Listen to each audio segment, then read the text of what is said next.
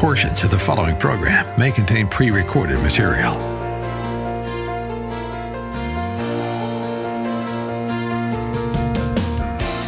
Morning, glory, America. Bonjour. Hi, candidate Hugh Hewitt live inside the Beltway on this Tuesday, the first day of November. Rabbit. I always love the first day of a month. I especially love the first day of the month when it comes up and Blake Masters is leading in Arizona. Blake Masters joins me, the next senator from Arizona. Good morning, Blake. Welcome back to the Hugh Hewitt Show. Good morning. Always great. Yesterday I made the choice to open the show today with you, Blake, because the New York Times Siena poll, unbelievably, has you down 6 points to Mark Kelly. It's so far off that I'm going to use it forever as an example of broken and ideologically driven polling. What's your response to obvious disinformation and fake news a week before the election? You know, that's funny. I hadn't even seen that poll, hadn't even heard about that. But you said it, no better term than fake news.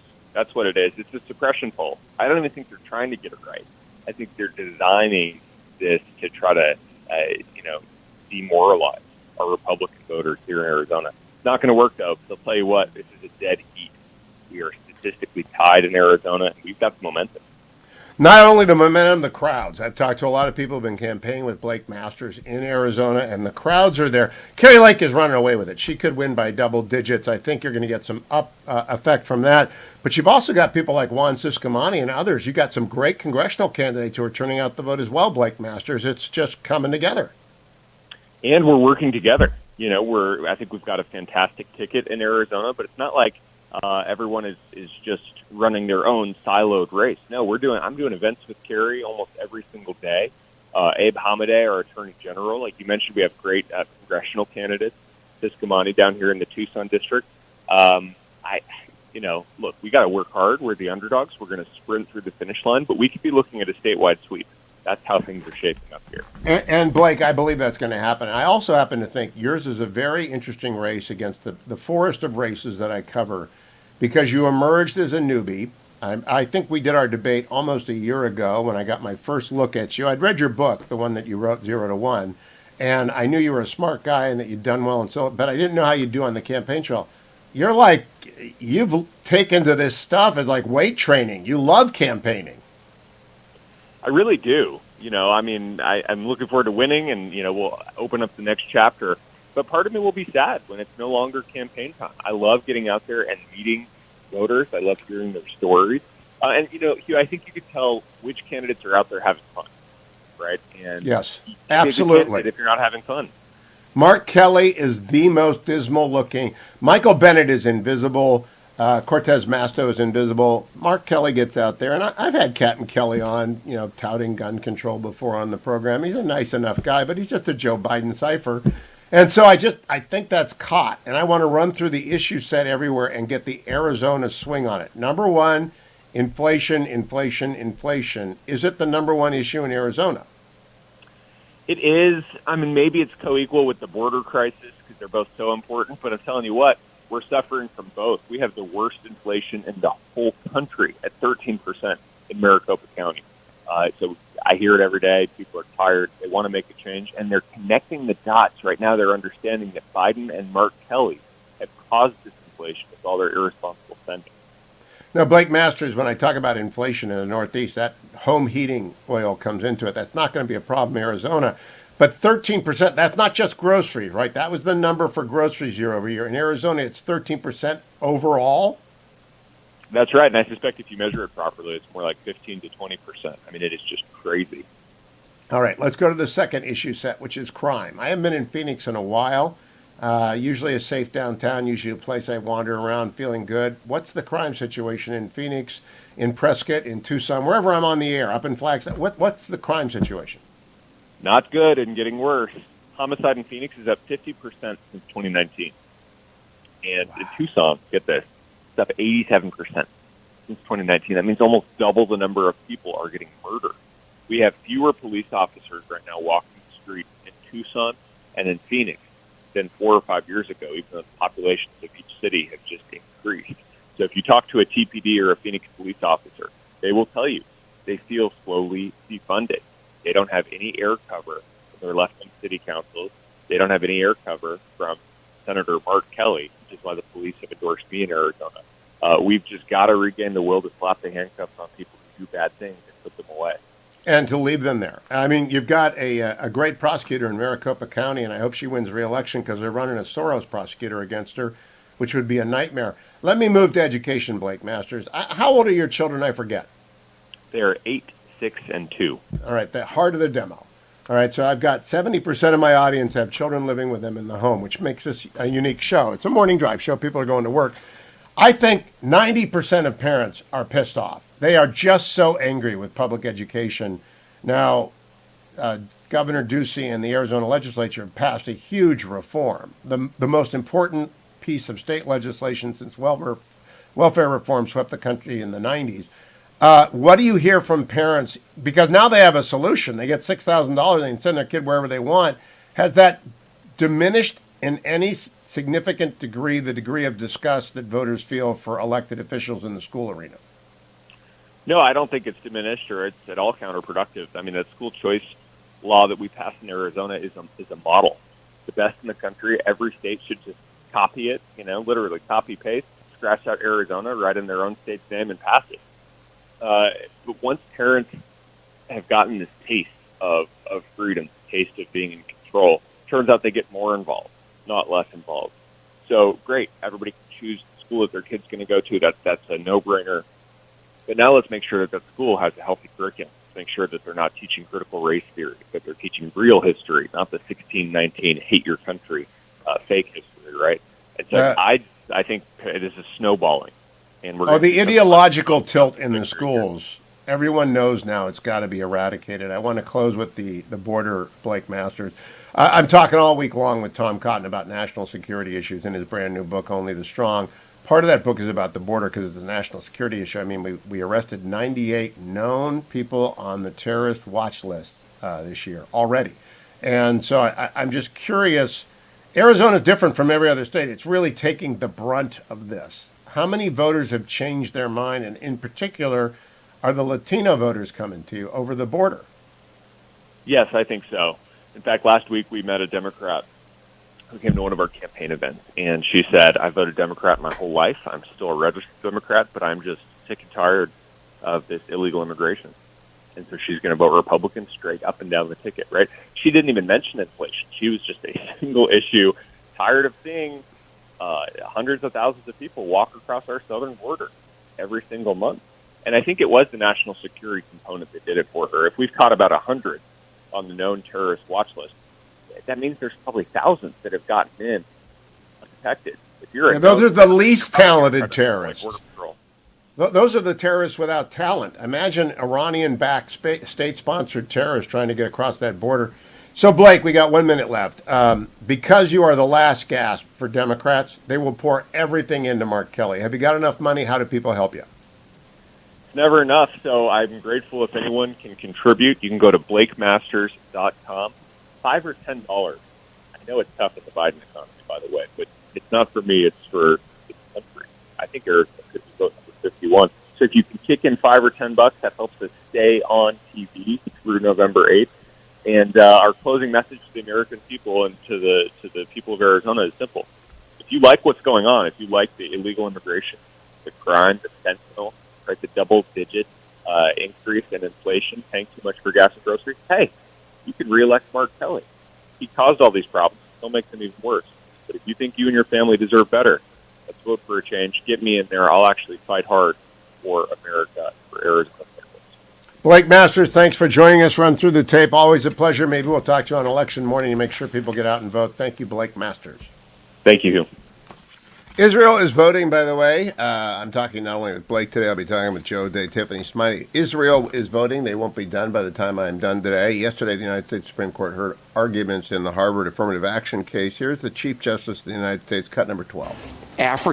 Being African American or being Hispanic or in some instances being Asian American can provide one of many, many tips that will put you in. People say that, yes, but you will have to concede that if it provides one of many, that in some cases it will be determined. I do concede that. Okay, so we're talking about race as a determining factor in admission to Harvard.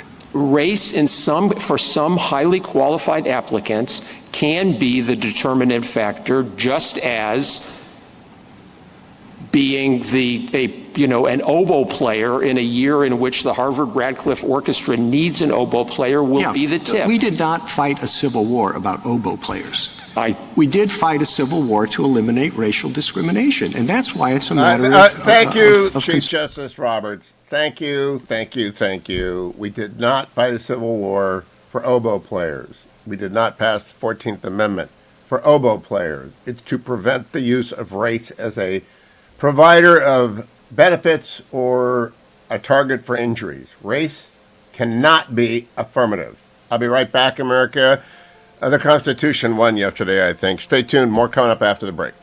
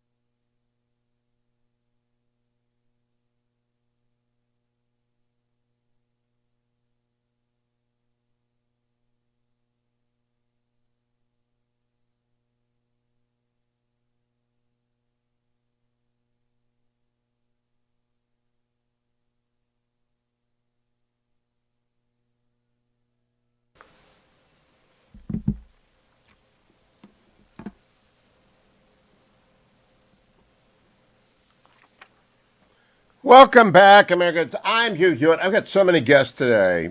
Senator Tom Cotton is coming up. Drucker and York, of course, because it's Tuesday. Tiffany Smiley is running for Senate in Washington State, coming along. Joe O'Dea running for Senate in Colorado, coming along. Tom Weiler, who is the great new would-be congressman from Minnesota's third congressional district, will be here. Christie dropping by. Charlie Dombek from Key City Capital, one of our sponsors. And Admiral James Stavridis will be here to talk about what's going on in Ukraine. Israel is voting this morning, and so by tomorrow this time we'll know if Netanyahu has in fact come back to power. I hope he does. I want coherence vis-a-vis. I hope he gets like 63 seats as opposed to 61 so that we have coherence in Israel for 4 or 5 years to deal with the Iranian meltdown that is underway and ongoing. Let me tell everyone as well that Job Creators Network is coming to a place near you. And you should go and find them and see them and participate in their event. TheGreatOpportunityProject.com, TheGreatOpportunityProject.com, and it has the bus road out there. Go out and have some fun, meet Alfredo and the gang. But also talk to them about JobCreatorsNetwork.com, whether you should join. Because, as I say again and again and again, the Chamber of Commerce has fallen apart in the United States. We have spent $5 trillion more than we needed to, maybe $7 trillion, because the Chamber of Commerce elected Democrats in the last cycle. Don't ever forget it. They provided Nancy Pelosi her majority, the C-suite at the United States Chamber of Commerce. So Bernie Marcus and his team, led by Alfredo Ortiz and a wonderful group of people, started Job Creators Network, so you are not alone out there, and we need them. And they're very happy about this affirmative action case yesterday, by the way, as am I. It's a race-blind document. It needs to be. It was amended to be. The original sin of slavery struck down and remitted forever in the 13th, 14th, and 15th Amendment, doubled down in statute. Harvard can't do what Harvard is doing, and after the election we'll devote more time to that. Let me do a market report, of course, brought to you as every morning at this hour by Birch Gold. And if you haven't bought gold yet, you ought to consider it for this economy, because this economy is so weird. Gold went up yesterday to $1,654 an ounce, still a bargain by its historic prices in an inflationary cycle, $1,654 an ounce. You can buy gold direct from Birch Gold, but they specialize in opening up physical precious metals, IRA and 401ks. And it's just a bullet. You just buy the Krugerrands or the Eagles or the Canadian Maple Leafs, and you put them inside of a depository that is a third-party operated 401k, so the IRS likes it. And it grows there forever. You don't touch it. You leave it alone. It's for your retirement. Add to it every year. Add another couple of ounces of gold every single year, and you'll be great. Head over to and just do it every year right now at the end of the year. Do it at the end of the year to take advantage of the tax advantage this year. You get for a 401 or an IRA. Just get the free information kit from HughGold.com, HughGold.com. Can we play the Chief Justice again? There's a lot of great affirmative action stuff, but I just want to play this again. He's being told that the old argument, diversity matters, diversity matters. We got to have all sorts of people. We need to have an oboist in the third chair. And the next step to that is we need 10% blacks and 15% Asians and 30% Latinos, and the rest are white people with some native. It's counting by race, but it always starts with the oboe players. Cut number 12, Chief Justice Roberts. Being African American or being Hispanic, or in some instances being Asian American, can provide one of many, many tips that will put you in. People say that, yes, but you will have to concede that if it provides one of many, then in some cases it will be determinative. I do concede that. Okay, so we're talking about race as a determining factor in admission to Harvard. Race for some highly qualified applicants can be the determinative factor, just as being an oboe player in a year in which the Harvard-Radcliffe Orchestra needs an oboe player will be the tip. We did not fight a civil war about oboe players. We did fight a civil war to eliminate racial discrimination, and that's why it's a matter of the amazing of thing considerable is concern. is a fine litigator. I would argue objectively in the top 5 Supreme Court advocates in America, and he stepped on a rake. And the Chief Justice was just waiting for the oboe player. When the Chief Justice swoops in and gets a concession from you, the game is over. Affirmative action will be dead by the end of the year. Sooner rather than better would be best. And it's going to be dead, and unconstitutional to use it if you're the agent of the state at any state university at all. No use of race. And if you're a private employer, get rid of that diversity training, because people are going to see you. Because people have had it. We are a colorblind society. Let freedom ring. Let everyone rise. Opportunity for all. And the ideologues of the left are going to get their comeuppance a week from today. More when we come back after the break on the Hugh Hewitt Show. Tom Cotton is next. Portions of the Hugh Hewitt Show are brought to you in part by Job Creators Network.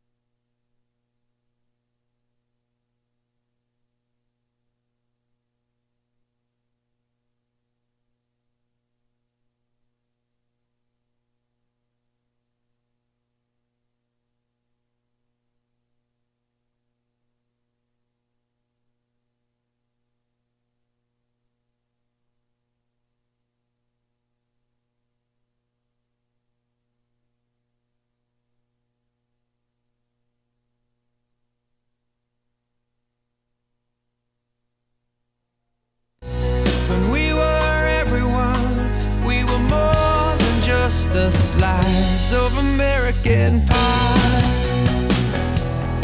Back now for part 3 of my long series of interviews with Senator Tom Cotton about his brand new book, Only the Strong, putting national security on the table in the week before the election in a way that I have not seen anyone do since Richard Nixon in 1980 put out The Real War to buttress Ronald Reagan's campaign against Jimmy Carter.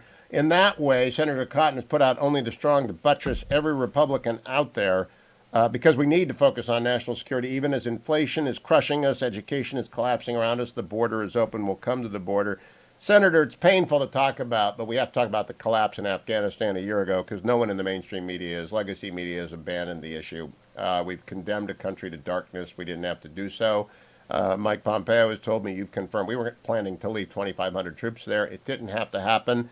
Was that incompetence? Was that design? Was that Joe Biden just living off the fumes of the Obama presidency? Well, I think the way Afghanistan collapsed last summer was the combination of Joe Biden's rank incompetence and his deep insecurity. As I explained in Only the Strong, drawing upon some memoirs at the time by people like Secretary of Defense Bob Gates, Joe Biden in 2009 subjected Barack Obama to what Bob Gates called Chinese water torture over Afghanistan. And he poisoned the well between Obama and our military leaders, constantly accusing them of being misleading, of leaking to the press, of undermining President Obama in a way that Bob Gates said he never saw under George W. Bush. May have seen disagreements between senior military leaders and President Bush, but no mistrust. That's pretty common for Democrats and the military, though. But for 13 years, Joe Biden believed that he was right about Afghanistan, and everyone, including Barack Obama, was wrong, and he had a chip on his shoulder. And he wanted to show everyone in 2021 that he had been right all along. And that's why he disregarded the best military advice of our commander in Afghanistan, our commander in the Middle East, our chairman of the Joint Chiefs, his own Secretary of Defense, frankly, most of his own civilian advisors in the White House and the State Department. He wanted to show that he was right and had been all along. And he wouldn't listen to the obvious facts about what led to the collapse in Afghanistan so precipitously. I mean, just 5 weeks before Kabul fell, he was saying there'd be no Saigon-like collapse. And this is now as I explained in Only the Strong, the Afghan effect is going to be as bad as the Vietnam effect was for at least as long as Joe Biden is president. Let's stay there for a moment. The Afghan effect has a knock-on effect, which we've seen in Ukraine. Are we going to see it in Taiwan? How do we arrest the dictators of the world from concluding that President Biden is simply incompetent and infirm and unable to stop their every move? Well, I explained in Only the Strong, it was just a few weeks after we left Afghanistan that Vladimir Putin began to marshal forces on Ukraine's border. I think that President Biden's weakness in Afghanistan, combined with his appeasement all last year of Vladimir Putin on various matters like a nuclear arms control treaty and the Nord Stream 2 pipeline, the Colonial Pipeline hack, enticed Putin, if you will. It tempted him, gave what Churchill called temptations to a trial of strength. Now, the war in Ukraine hasn't turned out the way he expected, but it should have never been tempted in the first place. I hope that won't be the case with Taiwan. But frankly, now that Xi Jinping has achieved an unprecedented third term, he's stacked the Politburo with his own allies, I worry very much that he may, like Vladimir Putin did with Ukraine, see a closing window of opportunity while Joe Biden is president to go for the jugular in Taiwan.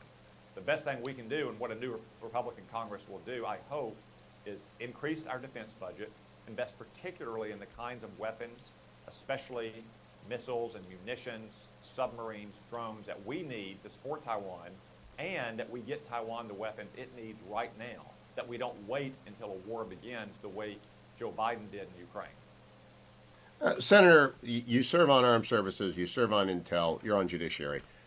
Do we have enough time? The sleepwalking into this crisis is so far advanced. We saw how long it took to get a HIMAR to Ukraine. I mean, this was not even the commitment of American troops, much less a direct confrontation with a superpower, though, of course, Putin has nuclear weapons. It took forever to get that, and now we're out of ammunition. Do we have enough time, even if the landslide comes and you lead an American strength movement in the Senate and you have counterparts in the House, do we have enough time? Well, in Taiwan, as I explained in Only the Strong, the hour is late. but it's not yet expired. Most of what Taiwan needs, it's not stealth fighters, it's not aircraft carriers, it's relatively straightforward missiles and munitions or sea mines for the Taiwan Strait. These are things that take way too long to build right now. But again, they're not on the scale of an aircraft or a ship. And if we invest the money now to increase the rates of production for the missiles and other weapons that we sell to Taiwan, I think we can get into their hands what they need to defend themselves. We also have to be more straightforward and clear that we will come to Taiwan's defense. Unfortunately, as I explained in Only the Strong, Joe Biden 3 times in 9 months said we would come to Taiwan's defense, only to have his White House aides anonymously walk it back and say he didn't mean to change our policy. That gets the worst of all worlds, Hugh. You get provocation without deterrence. Now, one of the challenges of writing a book that's partly about current events is that it can be overtaken by events. In Only the Strong, I said he did it 3 times in 9 months. He has since done it again, so now it's 4 times in 13 months. What he needs to do is... Your book has not been overtaken by event. I want everyone to understand, though, Only the Strong is about as timely a warning on national security as I have ever read from an elected official. When we come back, we're going to get into the deep ideological problem here, because the most important part about Only the Strong is not our crisis. We can talk about our crisis every day. It's where did it come from? And we'll talk about that in the next segment later in the show today. Stay tuned for more of Senator Cotton. Yeah, I'm so, that is a pre-recorded interview, which I did on Friday with Senator Cotton, which I'm rolling out. I hope you go and get Only the Strong. If you head over to HughHewitt.com, you'll also finally be able to find Dr. Marty Pett's banner. And because I've been talking with the client, I love Dr. Marty Nature Blend. It is so great. No wood pulp, no meat meal, no spoiled time to sell dog food here. This is the best stuff. Quality meat, quality for your animal. And if you go to HughHewitt.com, you can find a Dr. Marty banner. Just you have to scroll down. It's on the right. It's also very, very easy for you to simply go to drmartypets.com/Hewitt. That's drmartypets.com/Hewitt. Or text Hewitt, Hewitt, to 511-511. That's HEWITT to 511-511. Message and data rates may apply. Freeze-dried raw dog food. I had Ralphie last night, Halloween. We were unmolested by children. And I've got 2 bags of Reese's Cups to myself and Ralphie. I did not give it to him. I know you don't give dogs chocolate. I'm not that stupid.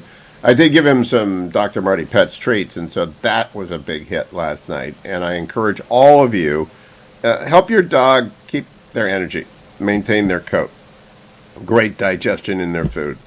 When dogs switch from kibbles to premium freeze-dried raw blend, the difference is astonishing in their livelihood. And it's just spoiling your dog, but go ahead and spoil your dog.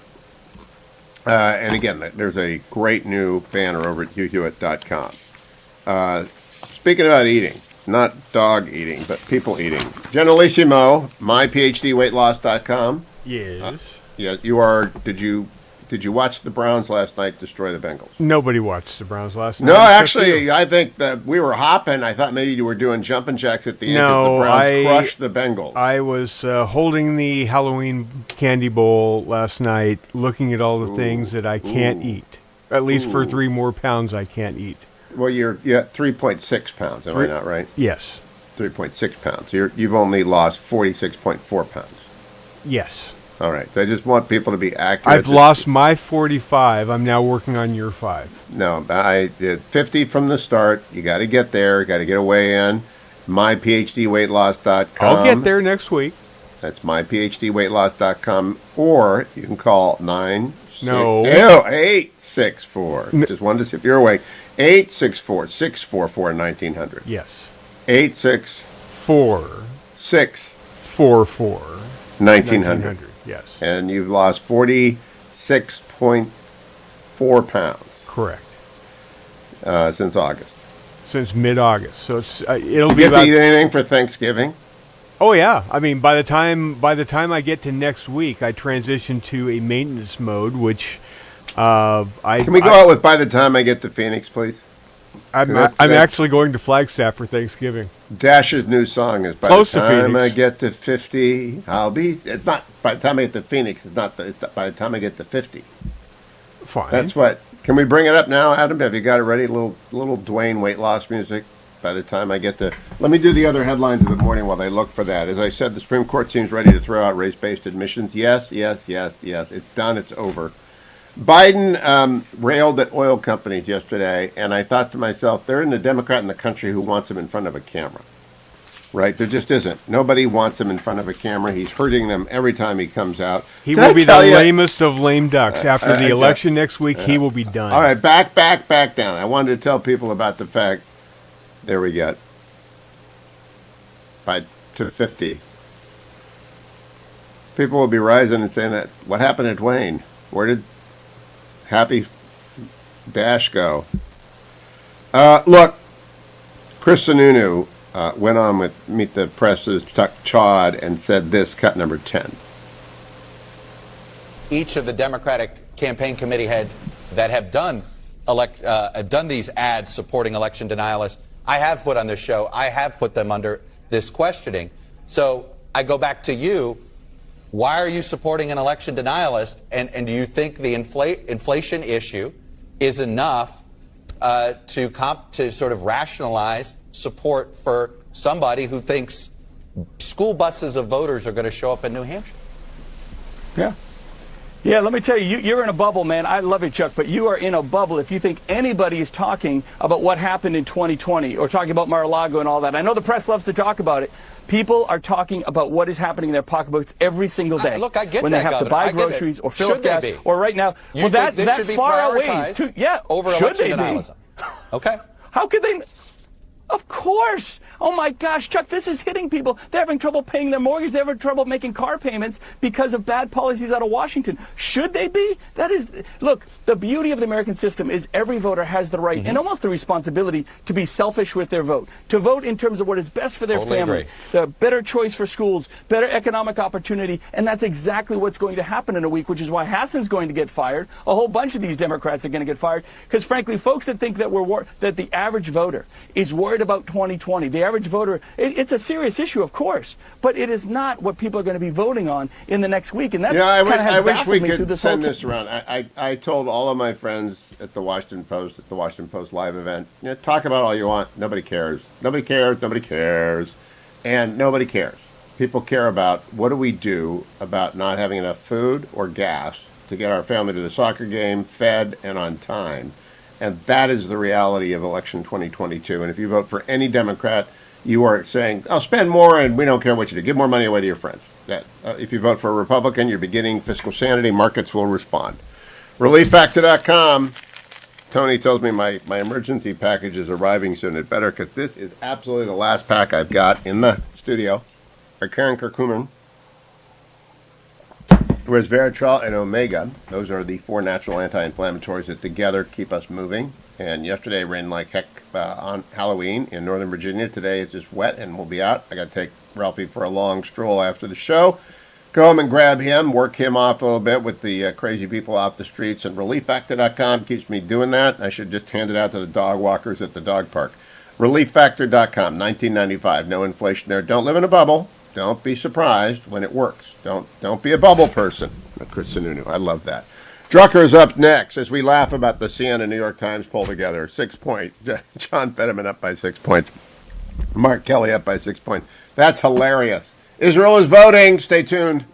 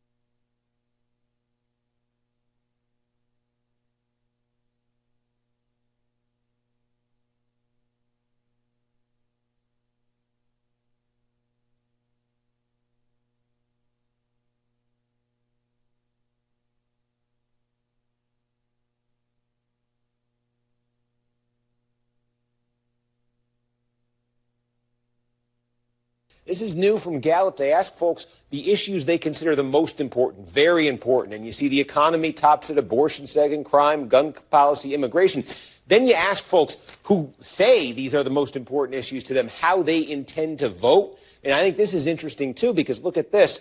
On all but one of these topics, Republicans have an advantage. And on three of them, the economy, crime, immigration, Republicans have massive advantages over Democrats. So when you look at this issue set, welcome back, America. I'm Hugh Hewitt. That's Steve Kornacki laying out the key thing for David Drucker, David M. Drucker on Twitter, chief political correspondent for the Washington Examiner. Issue advantage after issue advantage, David. And then I look at the New York Times Siena poll yesterday, and they say that John Fetterman is 6 points ahead of Dr. Oz. This is the New York Times Siena poll yesterday, and that Mark Kelly 6 points ahead of Blake Masters. The polls are absolutely broken. Well, we'll find out. I mean, the Siena poll has a good record, and the New York Times Siena polls were rather accurate in the 2018 midterms, the last time we had an election without Donald Trump on the ballot before this one. So we will see. But clearly, Republicans are headed towards taking over the House. I think the question is just how big is the margin. They're in a really good position to take back the Senate. A little bit less predictable, but that's where things are headed and how things look. And Kornacki laid it out quite simply there, and it hasn't really changed in several months in this regard. The fundamentals of the election are with Republicans. The issue set is with Republicans. The only thing keeping Democrats in the game in some of these Senate races are good quality, well-funded candidates that are trying to outrun Joe Biden's unpopularity by 10 points or more. It's a very difficult thing to do. Steve has a new podcast out, by the way, on the 1994 Revolution. It's just called That Revolution by Steve Kornacki because when he's fascinated. He's not old enough to have lived it. I was doing the show live at KCET that night and opened up. It was a fight. They'd stop it. We can't get 1994 levels of blowout because there aren't that many seats available for the Republicans to win. They're already at 205. But I do think these Senate races, the idea that Fetterman's 6 points ahead of Oz is ludicrous. And the New York Times knew it was ludicrous and wanted everyone to know, well, we started polling before the debate because it's ludicrous. And I look at all the data in New Hampshire, in Arizona today, it's a dead heat. I mean, Carrie Lake is running away with it. She could win by double digits. And what is happening that the New York Times is ignoring or refusing to report on or doesn't understand is that Democrats are throwing down their papers and walking away. Maybe and maybe not. We'll see. I mean, look, I think sometimes polling will suggest certain trends, even if they're out of whack. Then again, sometimes polling is just flat out wrong. We know that these races are close. We know Republicans have tailwinds, but we know that some of these Democrats have been in the game since the very beginning. I think there are certain races where you can look for things to finish better than the polls suggest, just given the fundamentals of the particular state. I'd look at Ohio and Wisconsin as examples of that. I think some of these bona fide swing states are harder to predict in terms of the outcome. And look, I'd remind you, Hugh and everybody else, I mean, look, you know this better than me, but I've covered now not quite as long as you. In 1994, I was a normal citizen who didn't even realize what happened until the next day, because I was always paying attention to presidential races and not congressional races back when I was a normal person. These wave elections will finish in one direction, and when you count the seats, they can be pretty massive. But when you look at individual races, lots of them are extremely close in how they finish. Oh, that's true. And George Bush, after getting wiped out in 2006, said, boy, there were a lot of close races. Unfortunately, they all went against us. We got a thumping. What I want to point to is there's always a least worst pollster. And in 2018, that least worst pollster might have been Siena. It doesn't say anything about polling. And so the fact that they get one right that you can remember, like Trafalgar had a pretty good 2016 and a pretty good 2020, but they're still not, generally, they're all off. They're all skewed to the Democrats, and they all know it, and they all try and talk about fixing it, David, and they can't fix. I don't know why we use polls. It's just fake news. Well, look, for my money, I prefer partisan pollsters that get paid to do this for a living, buy campaigns, and have reputations to protect if for no other reason than they have to put food on the table. But did you hear Chuck Schumer concede Georgia to Joe Biden on the tarmac? He's not operating off of Siena. Well, he's got the Democratic Senatorial Campaign Committee polls.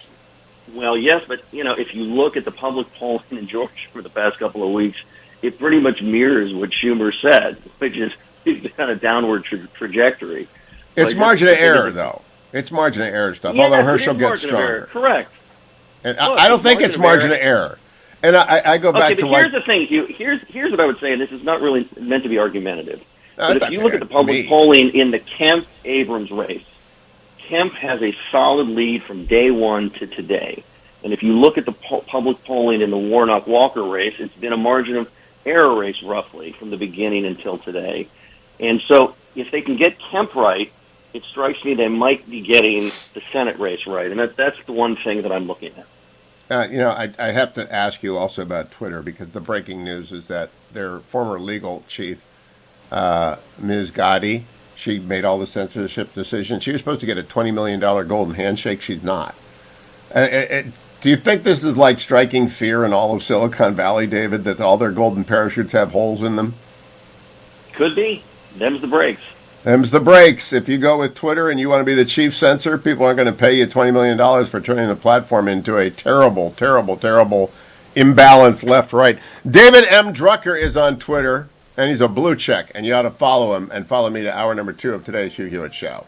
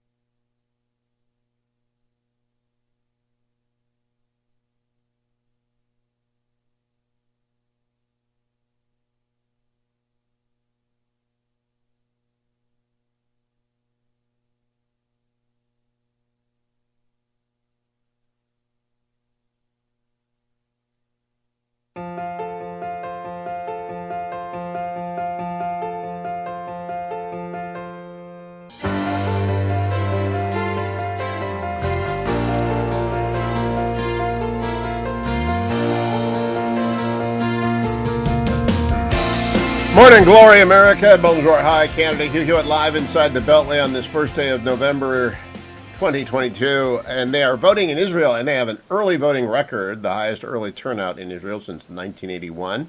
Maybe the fifth election in 4 years have gotten people to clear their minds. We'll know all about it tomorrow.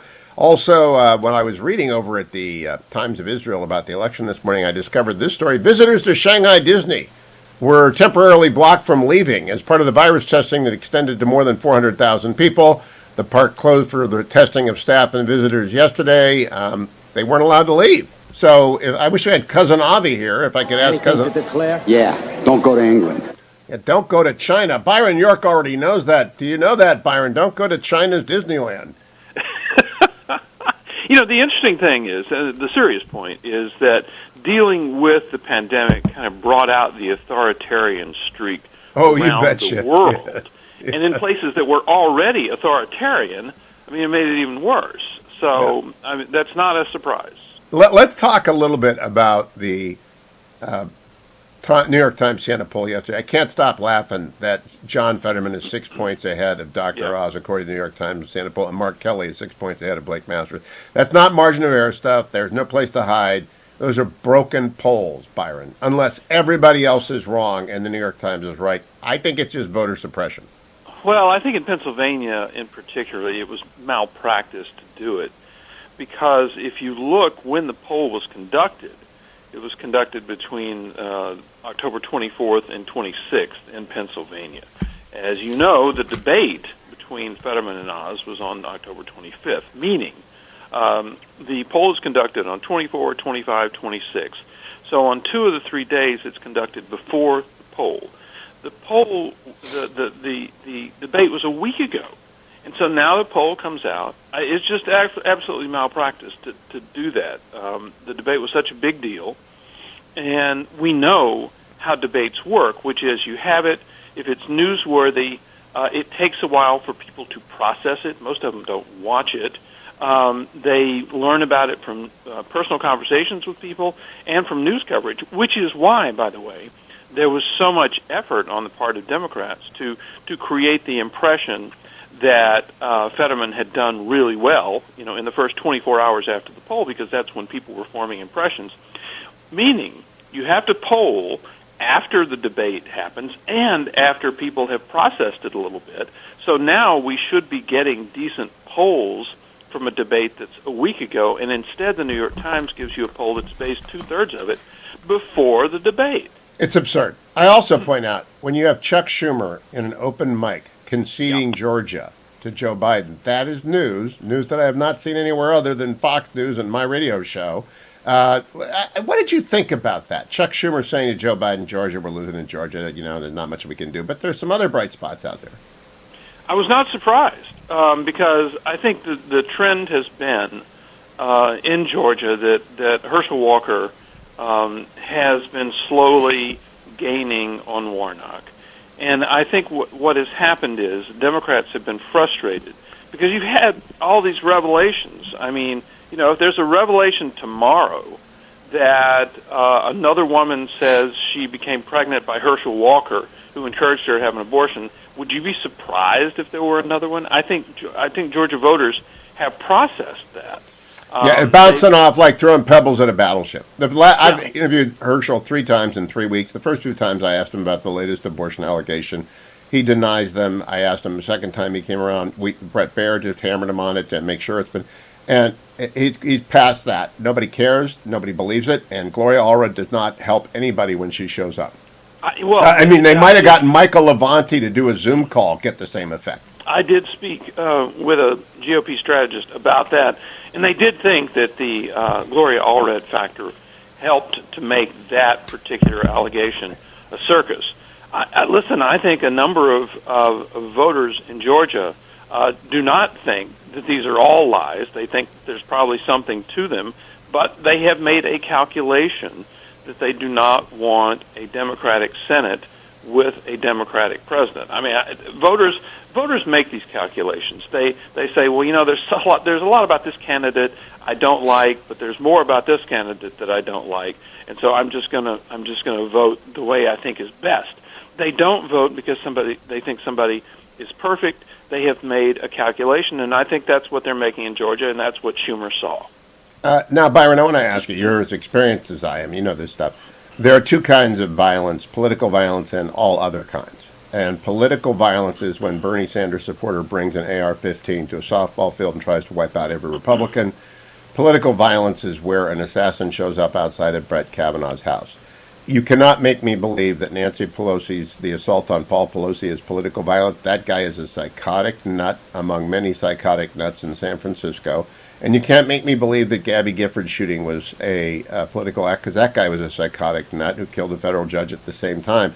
So I just think they're pretty easy to categorize. Political violence and non-political violence, or at least we can't say. Do you agree with my assessment?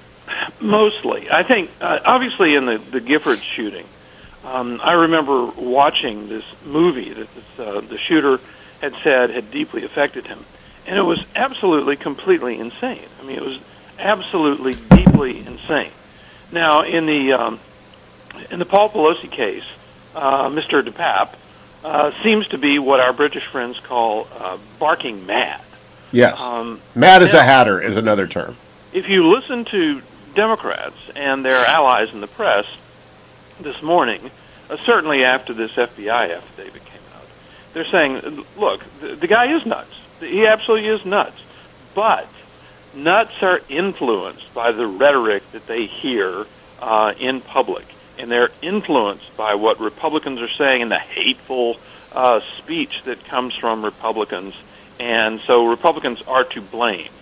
This is a replay of the Giffords situation, in which a lot in the media immediately blamed Sarah Palin, who was kind of a big face in the Republican Party at that time. They blamed her for putting crosshairs in some political ad, and they decided that this had inspired this guy, which it absolutely had not. One of the things about the Paul Pelosi thing is we do need to know more about this, and I think if we learn more about this, we'll learn how sort of broadly crazy the guy was. Now, I think in terms of his social media writings, we're kind of getting a cherry-picked version of what he wrote. Only the political things are being mentioned. If, for example, he believed that a spirit came to visit him in the form of a bird, which he actually did write about, we need to know more of the sort of generally crazy things. Yeah, look, a psychotic break is never a useful thing to explore for people who have not had that. And if anyone watches A Beautiful Mind, they'll know what we're talking about. But I do, and I think the electorate resents deeply the idea that attacking Nancy Pelosi's stewardship of the House can be attributed to the psychotic break-in attack on her husband. I just think that there's something called proximate cause in the law, and there is no proximate causes. We're not even close to the first half of proximate, much less to cause. Yeah, and I think none of this is affecting the decisions that voters are making. They're making them right now in early voting. They're going to be making them a week from today, voting in person. And none of this is going to save Democrats. I got a minute for you to, though, ask this. Do you think Democrats loved the timing or hated the timing of the affirmative action arguments? Because I love the timing of that. Well, if you loved it, they hated it. Yes, but why do they hate it? Why do you think they hate that? That's not what they want American...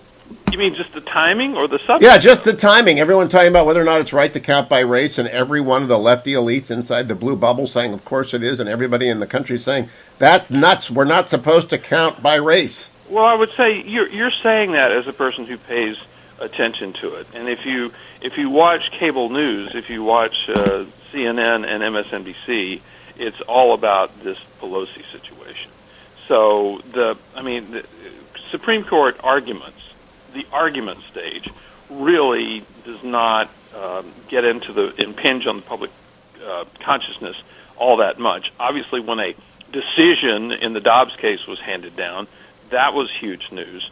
But I think, frankly, these arguments have zero effect on the... You and I disagree because there's always a marginal voter. There's always a marginal voter, and you're looking for anything to move a marginal voter at the end of the day. And if you're a marginal voter who's got kids filling in their college applications and they're in band and they've been the head of the Latin club and they've got a good ACT score, you hate affirmative action. You hate it. Doesn't matter what your color is, you just hate it. Because if your color is a minority, you want your kid to succeed because they're successful. And if your color is white or majority Asian, you don't want them thrown out of a college because of the wrong color. Byron York is always on the right side of an issue. Follow him on Twitter at Byron York, the free land of Twitter. We'll be right back, America. Stay tuned. I'm Hugh Hewitt. Thank you, Byron.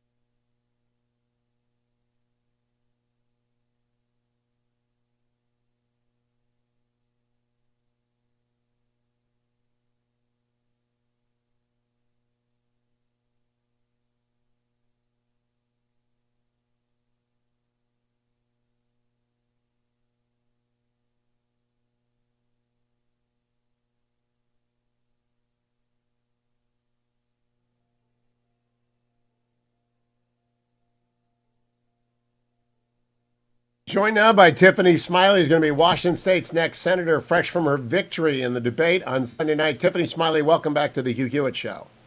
Yes, good morning. Thanks for having me on, Hugh. I appreciate it. Fabulous performance. I played clips yesterday, and I just thought you were the obvious challenger, and she obviously is a smug incumbent. Yes. She clearly has a plan, no vision for our future here in Washington State. She's not the mom in tennis shoes anymore, and I think that was clear last night. Look, I'm focused on the future, delivering results. I talked about those two little girls that I saw living out of their car and their mom trying to make ends meet. She needs the price of groceries to be cheaper, gas prices to be lower. Senator Murray waged war on our American energy independence, and enough. I mean, she has no plan, no vision for Washington State to deliver results, and I think that contrast was very, very clear last night. It was, and you walked away with it. It's just that Washington State votes funny. If this was a normal election, you would win walking away. I just don't know how many people have already voted, Tiffany. How many people have voted in Washington State? They're not actually, it's lower than 2018, I believe, as far as turnout returns. A lot of people their ballots see and learn, so that's absolutely in our favor. I have been traveling all over Washington State, hundreds of people coming out for events. It's remarkable. Senator Cotton told me you have extraordinary crowds and extraordinary energy, yes. and he's been out there with you. That's terrific. Is that exactly what we need to win and push points today the road? I'm in Washington State, 5 different stops today, sharing our message of turning into hope for all of Washington State. At my events, there's Democrats events, it's all across the board. People are saying, we need change, and you're the person we want, Tiffany. All right. The one thing I want to make sure we get in is your website. You're breaking up a little bit, soon to be Senator Smiley. So tell your website so people can help you out. Yes, this isn't, this Washington State, this is about the United States of America. This election is so anyone can help us at smileyforwashington.com. Smileyforwashington.com. Smileyforwashington.com. Keep pushing it. Pedal to the metal. Tiffany Smiley, I appreciate your doing so. Big shocker coming on late on Tuesday night. I'll be out in the studio until midnight, so good luck. Hopefully you'll be able to wrap that one up in the early count of the ballots. Thank you, Tiffany Smiley. All the way to victory. Thank you, Hugh. Big bit of breaking news from Shane Goldmacher at the New York Times. Shane's one of the good reporters at the New York Times. I mean, the guy's been around forever, and he does a great job. Finally, they've got a lead political reporter who I know nothing about their politics. I've been interviewed by Shane. He's just a straight shooter. He's not like the old gang that just Democrats dressed up as reporters. Shane is the real deal, like Josh Kraushaar, real reporter. The Libertarian candidate running for Senate in Arizona, who had threatened to play spoiler in a closely watched race, is dropping out and endorsing Blake Master, the Republican nominee. The decision, writes Goldmacher, announced on Tuesday, gives Mr. Masters a lift heading into the final week as he seeks to unseat Senator Mark Kelly, the Democrat incumbent, who has generally held a narrow lead in the polls. Quote, this is another major boost of momentum as we consolidate our support. Mark Victor, thank you for doing the right thing by Arizona. Arizona, do not waste your vote on the Libertarian line. Vote for Blake Masters. I think Mark Kelly is no more 6 points ahead. The New York Times poll yesterday, Mark Kelly 6 points ahead of Blake Masters. Today, their best political reporter, oh my goodness, the Libertarian dropped out. That helps Blake Masters. Well, it does. Also, I got to tell everyone, Border Battle is the series.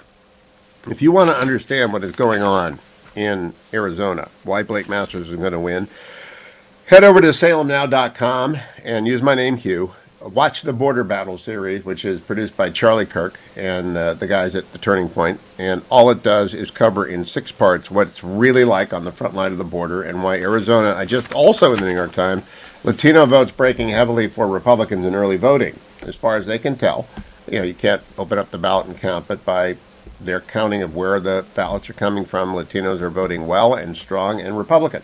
And this is all good news. The red wave continues to break, and Mark Kelly is not going to get out of bed this morning because he was counting on the Libertarian taking 2 or 3% to deny Blake Masters. All those votes are going to Blake Masters. The Libertarian's not going to vote for Mark Kelly. Big government. I mean, big government, guys. Spend, and take your guns. I don't think the Libertarian, they're going to vote for Blake Masters. More news, that's over at Twitter. If you follow me on Twitter, come right back. I'm Hugh Hewitt. Portions of the Hugh Hewitt Show are brought to you in part by PhD Weight Loss and Nutrition. Go to myphdweightloss.com to learn more.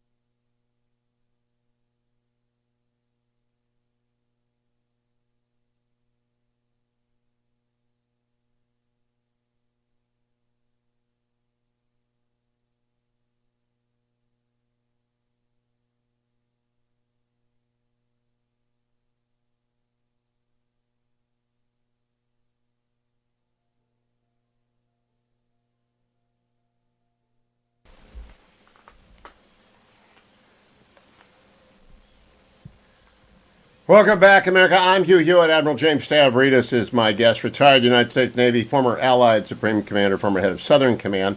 Admiral, your ears might have been burning this weekend. My brother-in-law, George Phillip, was here, and he stole my copy of To Risk It All because the chapter on the Pueblo features your squash-playing admiral, who is his old friend of the family, of course, because the Navy's about 10 people. Honest to goodness, the matrix of my family and your acquaintances is like 100% overlap, except for me. I don't know any of these people. Well, that retired Grizzly Vice Admiral 3-star Hal Bowen was one of my great mentors. Yeah, wonderful, wonderful officer. Yeah, he had the unhappy duty of presiding over the court-martial inquiry, the step before an actual court-martial of Lloyd Booker after the Pueblo was seized. I don't envy him that task. Well, we ended up talking about the Pueblo incident at some length, and it occurs to me probably most Americans don't even remember it, Admiral. And that's why To Risk It All is such a valuable Christmas present. Is a lot of people know their World War II naval history, and there have been more movies about it. But in the history of how we deal with small incidents like the Hunan Island plane downing or the Pueblo that can become huge incidents, it's very apt timing.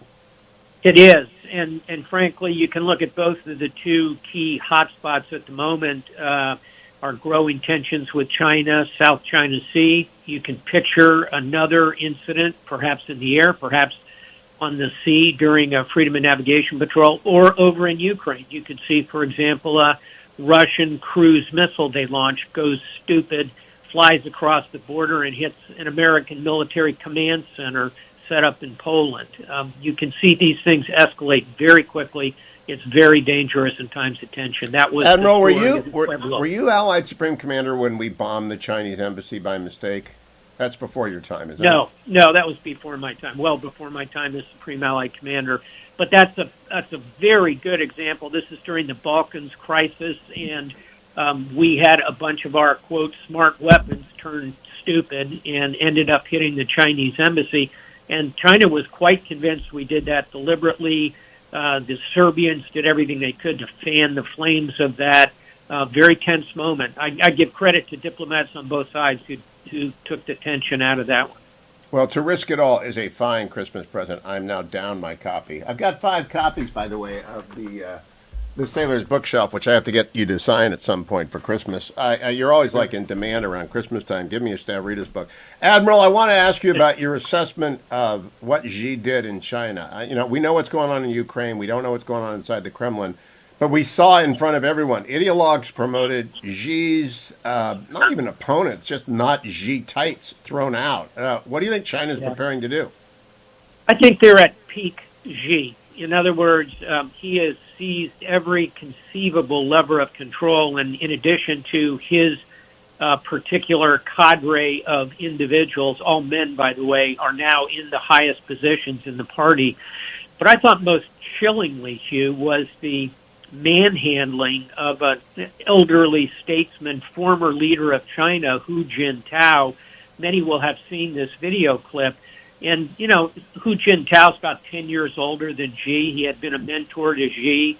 And yet, on full display in front of the Western media who are filming it, a couple of goons come over and grab Hu Jintao and drag him away. It would be as though a former American president seated at the inaugural address on the steps of the Capitol were summarily pulled out of the crowd because he was no longer relevant to the individual giving the speech. So, kind of Orwellian moment. Peak Xi is a good term. That should be. You should trademark that, Admiral, because we are at peak Xi. How long does peak Xi last? I think it lasts as long as he's healthy. It's pretty hard to envision any challenge to his authority now that he has taken complete control. I think the interesting thing to consider, and you asked the question up front, which is, okay, so if we agree that we're at peak Xi for the foreseeable future, what does it mean?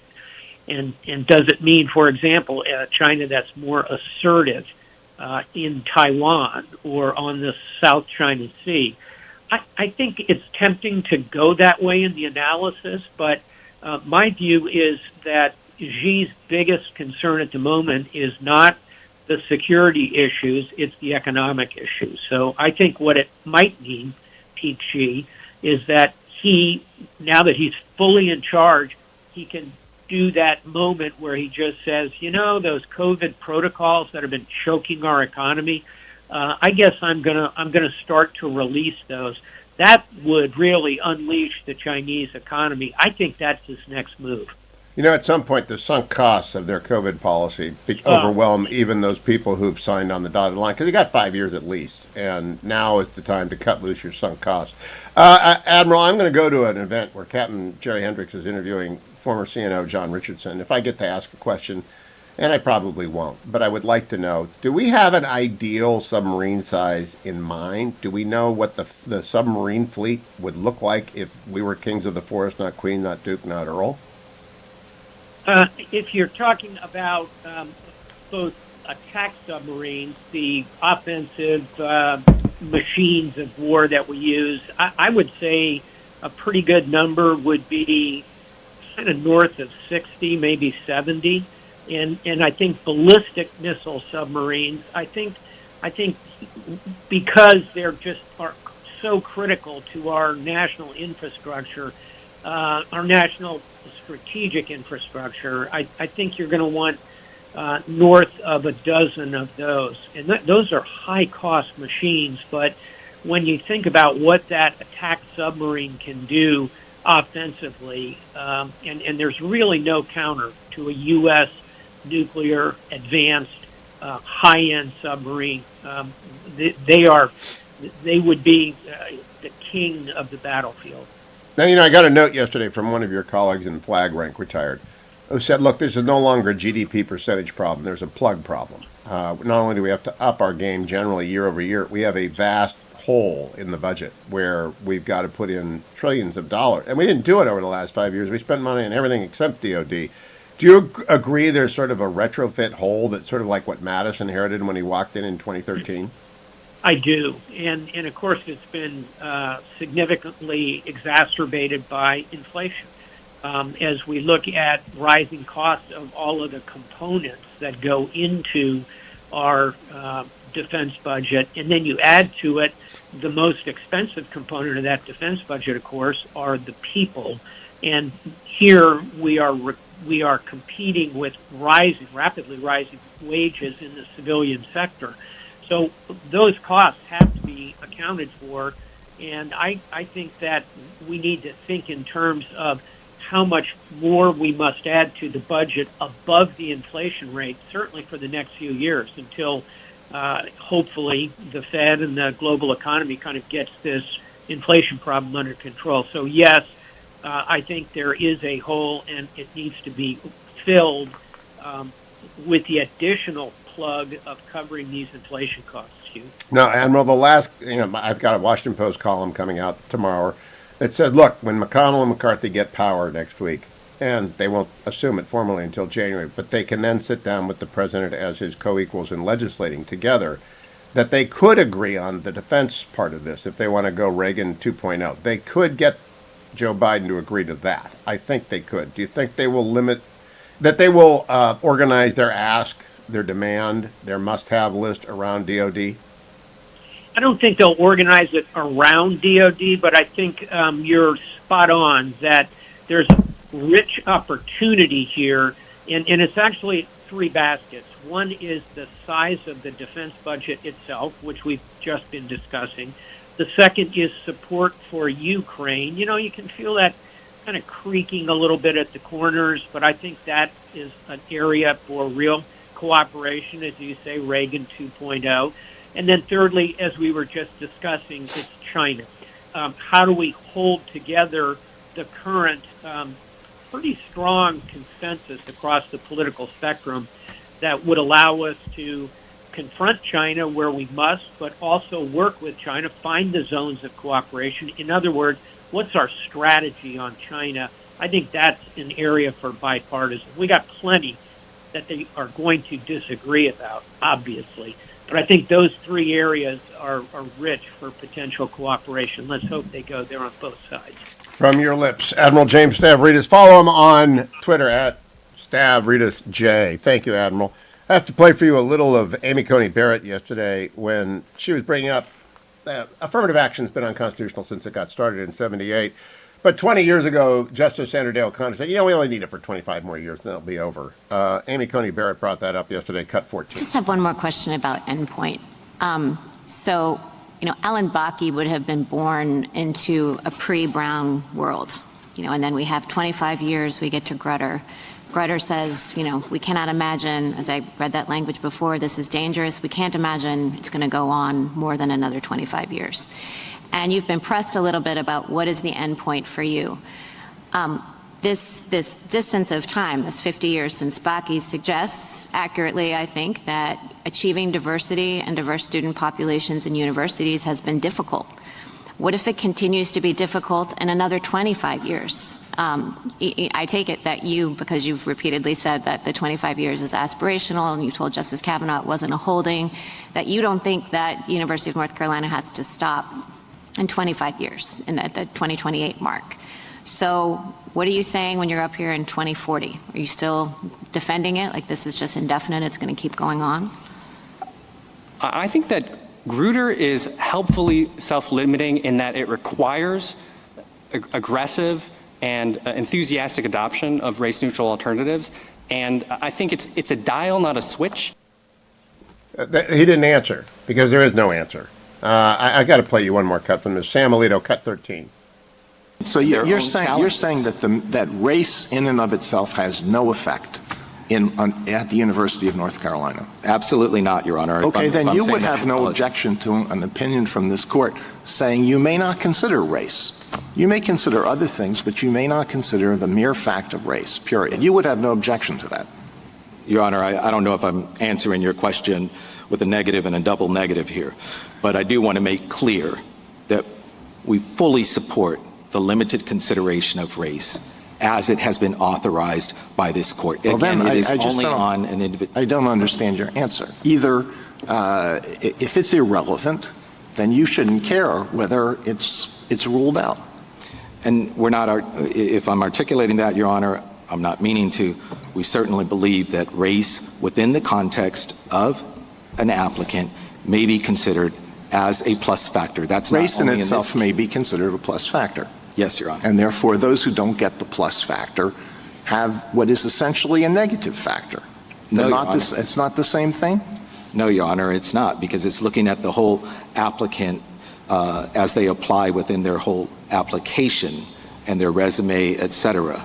Suppose you have a race. Two people are in a race, and you give a plus factor to one of the runners. So that runner gets to start. Well, if it's a 100-yard dash, let's say it gets to start 5 yards closer to the finish line. The one who doesn't get that plus factor is disadvantaged, right? Yes. There's just no defending affirmative action. There just isn't. ReliefFactor.com. Go and get it. Great sponsor of the show. ReliefFactor.com keeps me in my race every single day, and it's my advantage because I take it every single day. 1995. I am now officially out.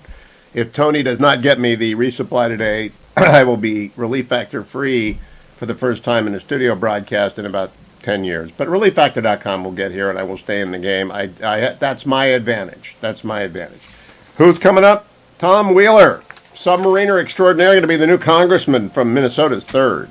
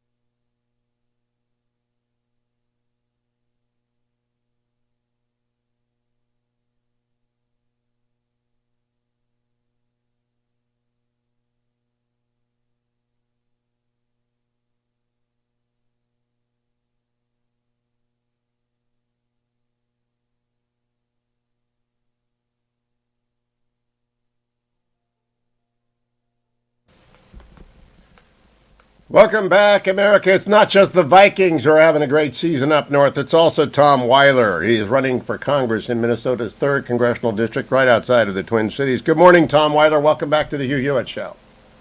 Good morning, Hugh. Thank you very much for having me on today. Tell people where Minnesota's 3rd is, so my listeners on AM 1280, the Patriot, know to vote for Tom Weiler. And I've already just tweeted out your web address. Let's give that too as well for people who have a few dollars left for one of the candidates who could bring it in on a red tide.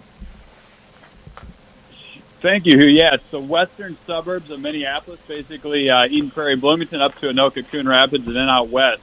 And then, like you mentioned, every dollar really helps at this point. It's WeilerForCongress.com. That's WEILER, spelled out for Congress.com. And we are in our final push here to make sure the hunt for the Red November up here in Minnesota's 3rd District goes well as for all of our statewide candidates. It should be a good election day up here in Minnesota. Would you talk to us a little bit, Tom, about the red wave dynamic? Because I look at the rallies across the country, and it's real. The New York Times doesn't want anyone to believe that it's real. What do you see, and how does it manifest itself to you? A lot of that's just in sort of these neutral setting events, the Minnesota State Fair, parade routes, door knocking, and there's just numbers and numbers, thousands of people who will say, I maybe voted for President Biden last time, or I supported Congressman Phillips last time, and quite simply, we won't make that mistake again, because Minnesotans and all Americans are interested this year in the election. I think Democrats' fatal flaw this year in their race has been they've been banking on uninterested American voters. And guess what makes Americans interested in votes? Their safety, their kids, and their wallets. And all three of those things are on the ballot this year. And Minnesotans and Americans across the country realize that we're on the wrong track with inflation, crime, and education. It's time to turn the ship around. Tom, you are a submariner, and I would like you to explain your service to people, because it seems to me we don't have enough of those in the United States Congress. I've had Tom Cotton on all week talking about his book, Only the Strong, and certainly we need infantry officers like Cotton in the Senate, but we also need some submariners in the House to explain to them why we need the silent service. Yes, yeah, the submarine force, respectfully disagreeing with Admiral Stavridis, I think the right answer to how many submarines we need in the U.S. is as many as we can get at this point. Because, the underwater domain and American lead and domination in that domain right now is really the key and the linchpin to our both strategic deterrence and conventional deterrence. And really any, near-peer competition in the future is going to be fought and dominated in the underwater domain along with space and cyber. So I do think it's a good investment for the American taxpayer to make sure our submarine force is well resourced and we maintain that edge. And I had the honor and the privilege to serve in our American submarine force for 20 years. Deploying around the world under the oceans and conducting missions vital to national security. And when a submariner does their mission well, no one else knows about it, of course. So that's look, I'm selfishly interested in Tom Weiler winning because I want someone on armed services who knows what they're talking about when it comes to submarines. You got Gallagher on there, and he's a Navy intel guy, and you got Waltz, and he's an Army Special Forces, but until they get a submariner on armed services, they really don't know about the next war. Let's close by talking about your vanilla candidate. You're up against a guy named Phillips. Nobody knows who he is. You couldn't pick him out of a lineup. He's the invisible congressman like Bennett and Cortez Masto are invisible senators in Colorado and Arizona, respectively. Does Phillips show up anywhere? Does anyone know who he is? He has a small group of paid actors, I think, who support him at rallies and everything. But no, his Bigfoot. He had a Bigfoot ad in his 4 years ago when he defeated Congressman Eric Paulson about congressmen who stay out of the limelight and don't make a splash when they go to Washington, D.C. and just follow their party. And obviously he is example number one for that, voting with President Biden's agenda 100% of the time. And now he comes back to Minnesota and claims that he supports law enforcement and that his votes to approve over $5 trillion in spending had nothing to do with inflation. So he's, following the standard Democratic playbook of doing one thing for a year and a half and then coming back with the election year gimmicks to try to act like he supports things that he's clearly voted against. It all comes down to turnout a week from today. Tom Weiler, how does your team look? Again, run through where people can vote for you so they know if they're listening on AM 1280 and where they can send you money if they're not in your district. Yes, yeah, we're very confident. You know, our polling, we're in Vegas right now. We're the underdog, and we like that position as a submariner. We're sneaking up on Congressman Phillips, but we think we're in great striking distance. So all the voters in Minnesota's 3rd District, that's the western suburbs from Eden Prairie, Bloomington, up to Anoka and Coon Rapids, out to Rogers and St. Bonnie. Make sure you either vote early or vote next Tuesday, November 8th. And again, WeilerForCongress.com. That's WEILER for Congress.com. All your last-minute donations are going to go directly to our TV buys, where, like I said, Bigfoot might make one more appearance into the Minnesota campaign scene. WeilerForCongress.com, and all of you people who are veterans of the Silent Service, pony up for one of your brethren in the Congress. Tom Weiler from Minnesota's 3rd Congressional District will be watching that on election night. Thank you, Tom Weiler. I will be anchoring election night from 9 to midnight, along with Andrew Wilco on the Salem News Channel and at all these radio stations. I hope you tune in on election night and you watch on the Salem News Channel app. And, of course, if you're following my podcast, you'll get the podcast download of every single one of these candidate interviews as we enter into the last week of campaign 2022. Come back for hour 3 of the Hugh Hewitt Show.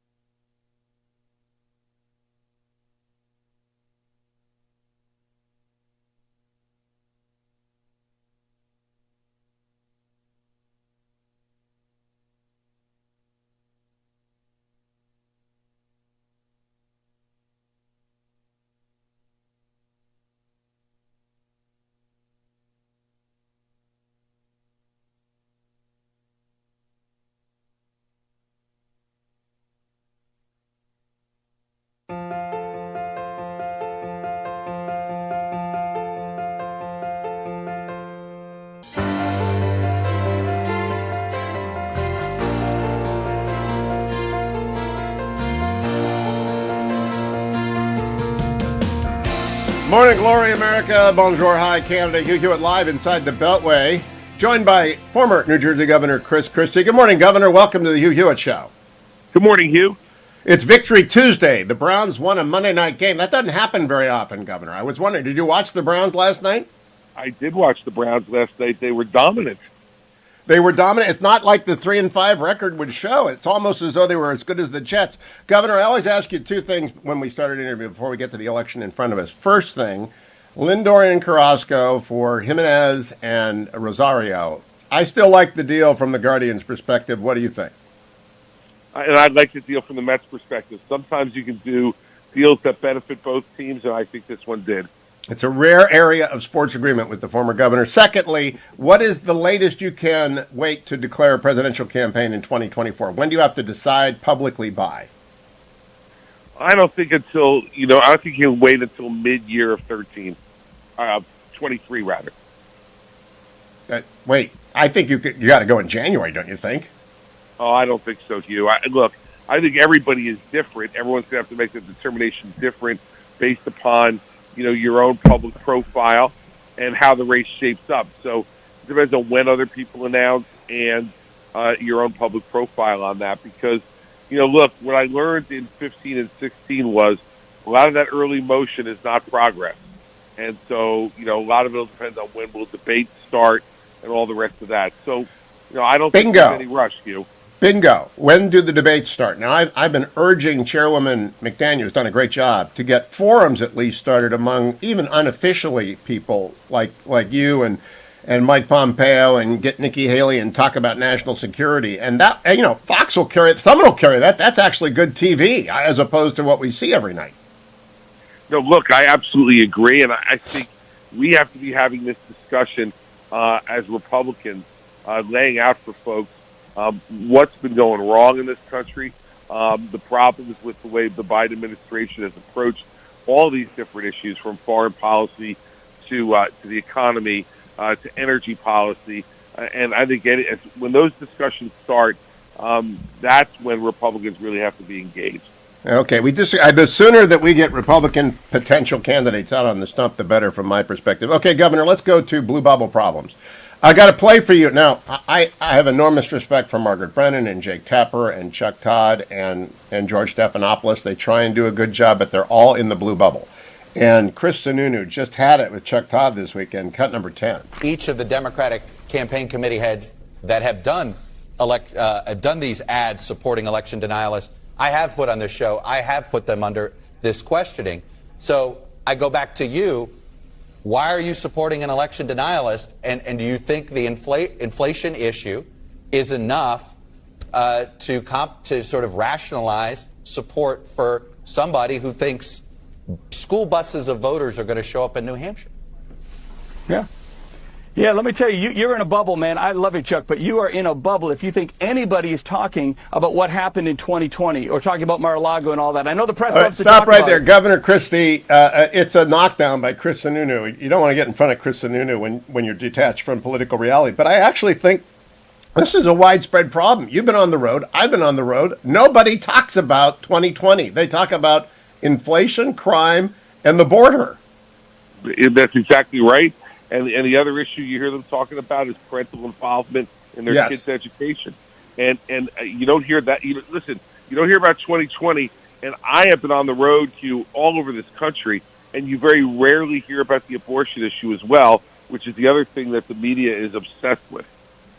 Now, when that comes up, what Chris Sununu said is, I love you, Chuck, but nobody's talking about it. On the Washington Post broadcast on Friday, I said to Ruth Marcus and Jonathan Capehart, look, guys, you may want to talk about threat to democracy. Nobody believes that outside of the left wing of the Democratic Party. Do you run into Republicans who are worried about the, quote, threat to democracy, Chris Christie? No, I don't. And what I say to people all the time who bring that up is that I absolutely believe that January 6th, while it was an awful event, I think it proved the strength of our democracy. Because by 4 a.m. the next morning, members of the House and Senate were back on the floors of their bodies certifying the election, despite the violence, despite the things that happened. So to me, what January 6th ultimately proved was not that it was a threat to democracy, but it proved the resilience of our democracy. When I see you on This Week, though, it's the same clip every week. They say crazy stuff about what the election's about, and you say, no, that's not what the election. The election's about 13% year over year in food inflation. And you know, Governor, I just don't think maybe the media makes too much money to actually feel impacted by this. Is that the problem? No, I think they're in the tank for the Democrats, Hugh, and they don't. So when you're in the tank, you know you've got to be able to talk. You don't want to talk about inflation. You don't want to talk about crime. You want to talk about abortion. You want to talk about threat to democracy and election deniers. And I think part of the job and one of the reasons why I do what I do on ABC is for the folks who watch there is to bring them back to reality of what's really going on in the country. I was in Oregon last week, Hugh, with Christine Drazen, who's the gubernatorial candidate, and Lori Chavez-DeRemer, a great House candidate in Oregon 5. When I was campaigning with those women in Oregon, what you were hearing about was crime, homelessness, and inflation. And that's all you were hearing about from voters. And that's the Oregon voters, Hugh, which are not, as you know, the most conservative in America. So I like to tell people there are two kinds of Republicans who appear in legacy media outlets, refugees and missionaries. Christie and I are missionaries. We try and go out and bring people back. But the refugees are out there chiming in on threat to democracy. Let me turn to the New York Times Siena poll. Yesterday, the New York Times said that John Fetterman is 6 points ahead of Dr. Oz and that Mark Kelly is 6 points ahead of Blake Masters. Both of those are ludicrous, Christie. Why do they publish that? Again, because they are advocates for a point of view, not reporters of news. And that's exactly what they're doing, and they're trying to stem the tide. Now, none of us know exactly what's going to happen a week from tonight. And if we did, we would all be making a lot of money on betting sites here and over in London. But the fact is that they do that stuff, and we've seen it, Hugh. It's to advocate for a particular position instead of a set of candidates. And what they're doing is to try to discourage Republican turnout. And Republicans just can't worry about those things. And independents who are concerned about this country, and quite frankly, Democrats who are concerned about the direction of this country, have to just listen to the debates, listen to the discussion, and make sure they're out there voting. Now, Governor, you are, along with Mike Pompeo, co-chair of the Republican Redistricting Trust. I think the job you did is superb. I think we have a fair map. I mean, there's some gerrymandering in Illinois and Massachusetts, and there's some gerrymandering in states that Republicans control, like Florida, but you work the margins pretty well here. And that's what this is. This is about small ball when it comes to redistricting. It's not about home runs. It's about small ball. No question. And look, what you're going to see on election night from the work that Mike and I did, where it's going to show up most starkly is in New York, where people thought we were going to get gerrymandered down to 4 seats. I bet you we will gain 4 seats on election night in New York, which never would have happened if we hadn't challenged that awful map that Sean Patrick Maloney, Chuck Schumer, and the whole gang tried to give us in New York. And I'm going to make this prediction. Sean Patrick Maloney is going to lose. The head of the DCCC is going to lose his seat to a great young candidate named Mike Longer, who I was campaigning with just a week ago in the Hudson Valley in New York. And I think you're going to also see a guy named Mark Molinaro in the Hudson Valley in New York add a seat as well. And Lee Zeldin may very well win the governorship in New York. Yeah, these are all true statements. And I was briefed by a Republican that Sean Patrick, what's his last name, Maloney? He's spending the DCCC money on himself, which is not why people give money to the DCCC. No, in fact, what he did was, it's even worse, Hugh. He took money away from races that he had pledged it to spend it on himself. Another $600,000 just this past week. That's when you know the head of the DCCC is going down the tubes. Let me tell you, when Rahm Emanuel was the head of the DCCC, he wasn't spending money on his seat in Chicago. And that's the kind of desperation that Maloney is in. And Democrats all over the map are in this kind of trouble. How about this? We are going to win for the first time in 40 years, I will predict to you, a House seat in Rhode Island. Alan Fung in the 2nd District of Rhode Island is going to win that House seat in Rhode Island. Those are the things that are going on across the country. Governor Chris Christie, thank you for joining us. Congratulations on a great effort. And I'll be watching you on ABC to see if you can grit your teeth and get through again the alternative reality that is reality that doesn't often invade the networks at this time of year. We'll be doing it, don't you worry. Okay, go Browns. Didn't let him get any Jets talk. That's important. Don't go anywhere, America. I'll be right back. I got lots more ahead today, including Joe O'Dea next, the next senator from Colorado, here on the Hugh Hewitt Show. Portions of the Hugh Hewitt Show brought to you by Sierra Pacific Mortgage. For more info, call 888-888-1172.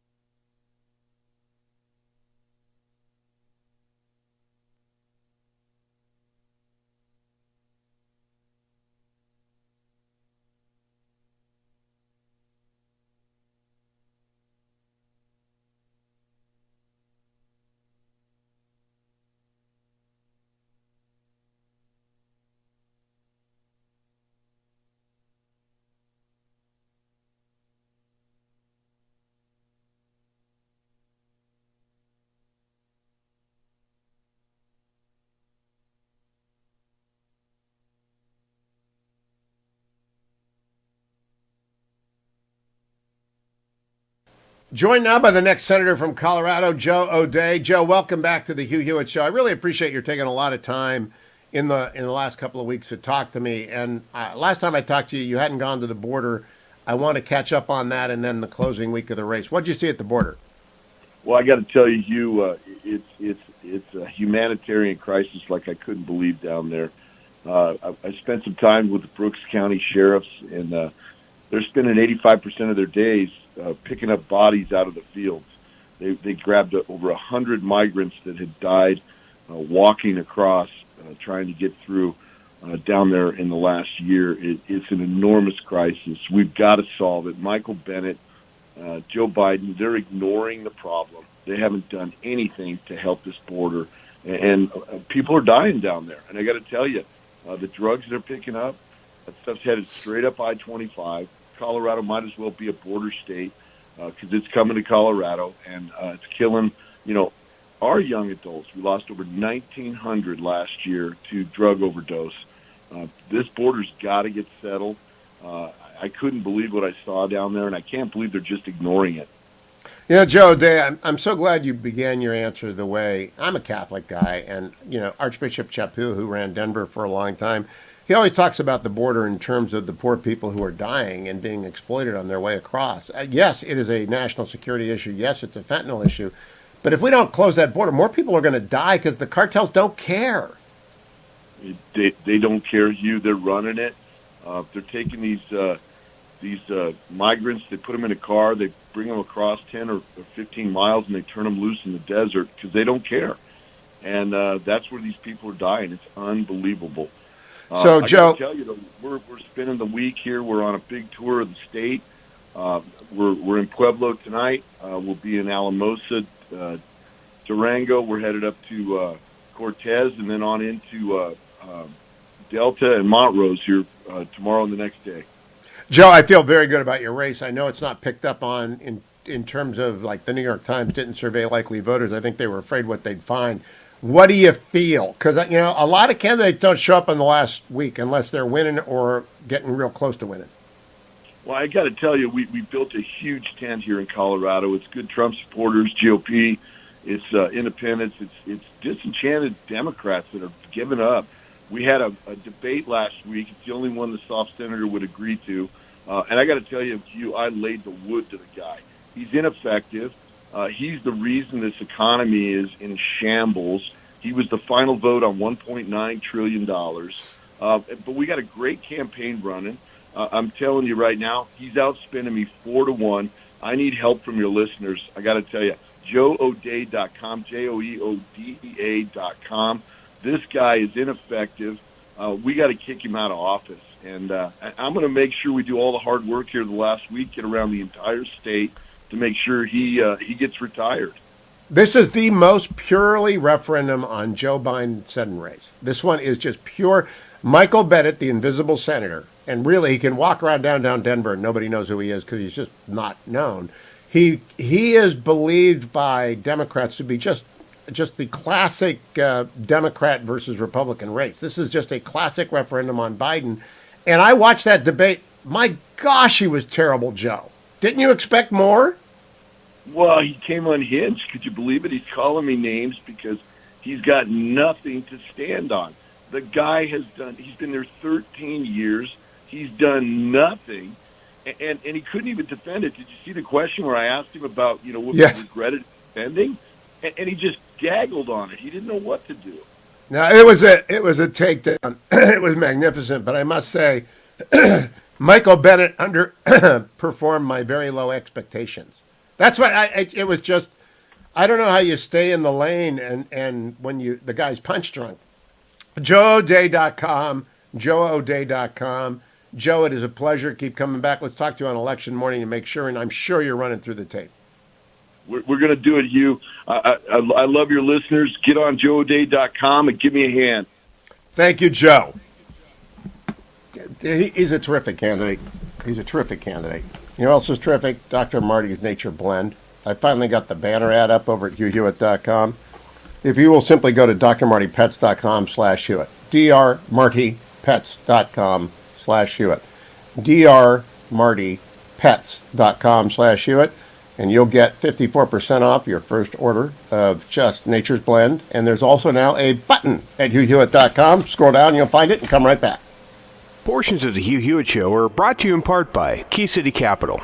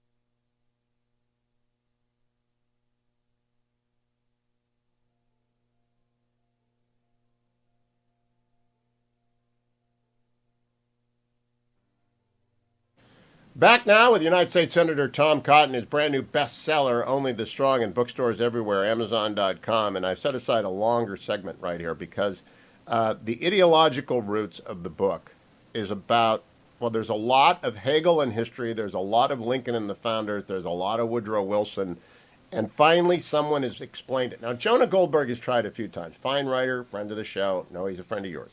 He's tried a few times in big books that only people like me read to explain where this came from. You went back and tried to do it again. Would you explain to people why you think it's important that they get what Wilson was and why it matters today and why the framers, Lincoln and Reagan, are different from that? Well, Hugh, I think it's important to understand the ideological roots of the decline Americans see all around them. As I said, Barack Obama is the most ideological president since Wilson. Now, Barack Obama was very careful, though, to mask his ideology.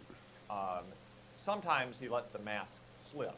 Like, for instance, when he was attending Jeremiah Wright's church for all those years. Jeremiah Wright, remember, the infamous pastor who said 9/11 was America's chickens coming home to roost, that God wouldn't bless America, but rather damn America. This is not some passing relationship. I mean, Barack Obama saw down his church, sat in his pews for years, even had him officiate his wedding to Michelle Obama. Or when Barack Obama said that America wasn't an exceptional nation. When he said we were going to fundamentally transform America, Hugh. Now, I don't know about you, but I don't know many people who think that if you love something, you should want to fundamentally transform it. I can't imagine the fetching Mrs. Hewitt would take too well if you said, honey, I love you, but I want to fundamentally transform you. With Obama, though, it's somewhat rare that ideological mask slips. With Wilson, you see it out in the open. The first president who was openly hostile and opposed to our Declaration of Independence and our Constitution. He said they were outdated, they were obsolete, they belonged to a Newtonian age of checks and balances, not a Darwinian age of evolution. He said that the moral basis of our nation, the natural equality of mankind, that none of us, as Jefferson said, are born with saddles on our backs to be ridden or spurs on our heels to ride, was outdated as well. He had this conception of history with a capital H, that it was evolving and therefore mankind could be respectable, that we could have heaven on earth, that we could achieve utopia. The founders knew that this was all nonsense. They understood, as Madison said in the Federalist Papers, that government is the greatest of all reflections on human nature. And our nature is that we're fallen creatures. We are the creatures that are between the animals and between God. We're capable of self-government, we're capable of reason, but there are also parts of our nature that require more circumspection. That's why we have law enforcement and prosecutors and prisons. That's why we have a military. That's why you have a lock on your front door. They understood that you couldn't build America's foreign policy on utopian foundations. And moreover, what you see as time evolves, after Woodrow Wilson and the progressives had repudiated the moral basis of our founding and our nation, it wasn't a very far step to the 60s and 70s when the New Left repudiated America itself. Did this Hegelian mirage, is it conscious, in your opinion, on the left today, or is it inherited? Is it just simply a reflex muscle memory, or do they sometimes President Obama, people like that come along and you believe they're ideologues, but let's just take your average senator you're sitting next to in the United States Senate. Do they have any idea who Hegel is, or do they think that's a bagel factory? No, I don't think so, Hugh. I think there are a few self-conscious ideologues like Barack Obama who do. They're like Wilson, very much understood the project he was undertaking. It was as much a project at home as it was abroad. Woodrow Wilson had this idea that we had overcome the need for separation of powers, checks and balances, federalism, all these protections built on the nature of man as described in the Federalist Papers, that you have to have a degree of circumspection and care before granting power to anyone, and that you cannot grant them unchecked power. Wilson thought that was so much nonsense. That's why he wanted to run roughshod over the Constitution, create this alphabet soup of agencies we have today.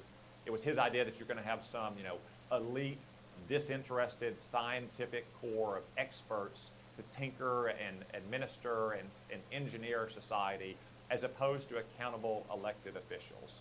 Now, most people today just take all those things for granted. And frankly, a lot of people on the right do as well. Whenever you hear a politician say something like the arc of history, for being on the right side of history, they are echoing Woodrow Wilson and the progressives and this idea that our nation is not founded on the natural equality of mankind, on a fixed human nature that is timeless and unchanging, but some kind of historical evolutionary process in which mankind is perfectible, in which we can achieve utopia. The founders would say history doesn't have an arc. There's no such thing as the right side of history. There's the right side of decisions that individuals make in the moment. And this is why one of the claims you put in the ground, you put a stake in the ground, is that Republicans, conservatives, and Americans generally need to understand the founding. They need to understand Lincoln. They've got to understand what Reagan was talking about. They've got to get the ideas down. Let me take a shot at some of our friends, some of your colleagues in the Senate. I don't think if you say the Federalist Papers to them, they're going to think it's a wallpaper. They're not going to know this stuff either. Why are you reaching so hard in Only the Strong to get people to get the ideas down? Well, again, I think because of the kind of country America is. Margaret Thatcher said America was founded on ideas and philosophy, not on history, which is how Europe came into being in its modern form. It's so critical that we understand the ideas that have motivated the left for the last 100 years. Why people like Barack Obama have done what they do. It's not something that's often said, and again, it's kind of largely assumed that, of course, we would have all these unaccountable bureaucratic agencies in Washington, a deep state of left-wingers who are pursuing their partisan agenda, far from being disinterested scientific experts as Woodrow Wilson imagined. As I explained in Only the Strong, we have to get back to the founders' understanding of our nature and the basis of our Constitution if we want to restore American power. And last question for this segment. The left is getting further to the left. I mean, they're becoming more entrenched. If you look at the candidates on the ballot next week, Mandela Barnes in Wisconsin, John Fetterman in Pennsylvania, Raphael Warnock, your colleague in the Senate in Georgia, these are hard left. I mean, they are. Elizabeth Warren was out there already. They are not liberal. They are not liberal leftists. They are hard left. Is their party capable of stopping that tumble off of the Wilsonian edge? Well, if they're not capable of that, the defeat they're going to receive next week is just a small foretaste of what's to come in 2024 and beyond. And you see some of the shrewder minds in the Democratic Party recognizing this, trying to get out in front of it to avoid blame, like Barack Obama in the same interview where he claimed to regret that he didn't, that he wished he had supported the Green Movement in 2009 in Iran, when in reality he failed to support it on purpose because he didn't want to deny. He told us. He also said that, we can sometimes be buzzkills and scolds, that we get upset if people don't use exactly the right language. Now, again, Barack Obama is a deep and committed ideologue, but he's also a shrewd politician. What you see with a lot of the people you named is that they're deep ideologues. They're simply not shrewd politicians. They don't have the good sense to mask those sentiments during the election season.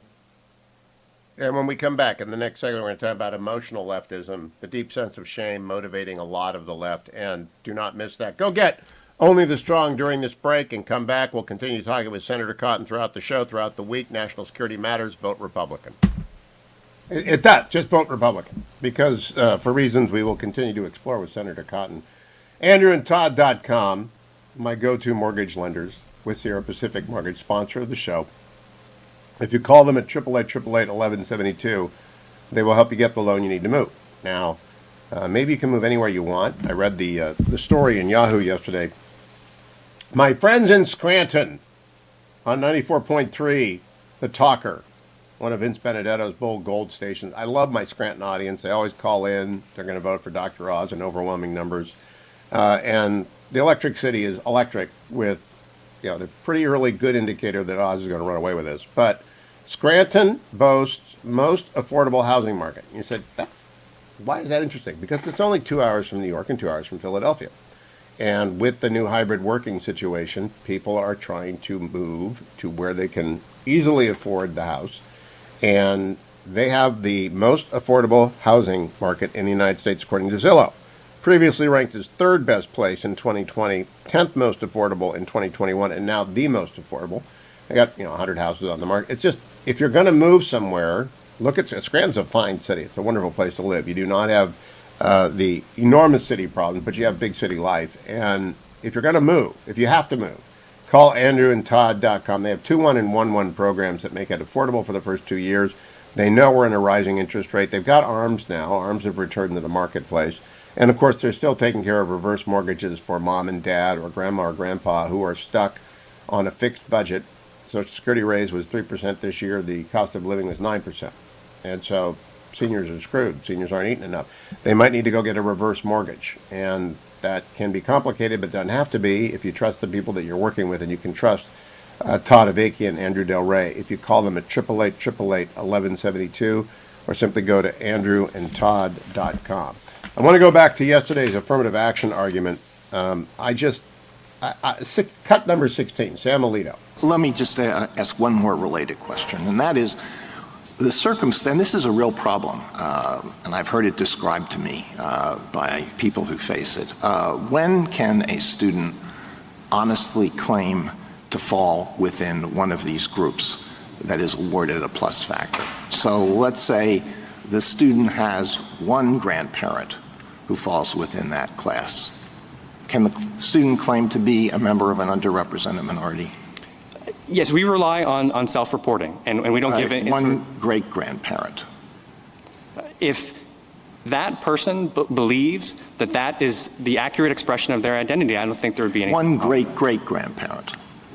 You're going to make me continue to go on. Right. I think that as we go on, I agree that it would seem less plausible that person would feel that this is actually capturing my true racial identity. But the same is true for any of the other diversity factors that we. It's family lore that we have an ancestor who was an American Indian. So I think in that particular circumstance, it would be not accurate for them to say. I identify as an American Indian because I've always been told that some ancestor back in the old days was an American Indian. Yeah, so I think in that circumstance, it would be very unlikely that that person was telling the truth. And the same is true for, we rely on self-reporting for all the demographic and other characteristics. Okay, the Elizabeth Warren element of the Supreme Court argument yesterday is now complete. I just wanted you to hear Sam Alito talking about the Elizabeth Warren problem, which is people who I, quote, identify as Native American, who aren't, and taking up slots based upon their checking the right box. That was the Elizabeth Warren question. I wonder if any of you heard that anywhere other than the Hugh Hewitt Show. Coming up after the break, Charlie Dombek of Key City Capital. I have to check on my money. But I also want you to go to relieffactor.com. Relieffactor.com. Relieffactor.com. $19.95. No inflation in the starter pack, 3-week trial pack. Maybe you've been waiting because you wanted to get the best deal ever. And people who started Relief Factor a year ago didn't get the same deal because, of course, $19.95 is not buying what it used to buy unless you're buying your first pack of relieffactor.com. I want to advise you that's not a good way to live if you've got aches and pains. A good way to live is to just go to relieffactor.com and take it. I am now officially out in Studio Beltway unless the, I don't know how Mrs. Radio Blogger got in here to bogart my relieffactor.com, but she did. It's like my Chuck Bach books. They're all gone, and we're going to get resupply soon. Sticky fingers, Mrs. Dash has been here, but I'll get my relieffactor.com soon. Stay tuned. Charlie Dombek next. Portions of the Hugh Hewitt Show are brought to you in part by Key City Capital.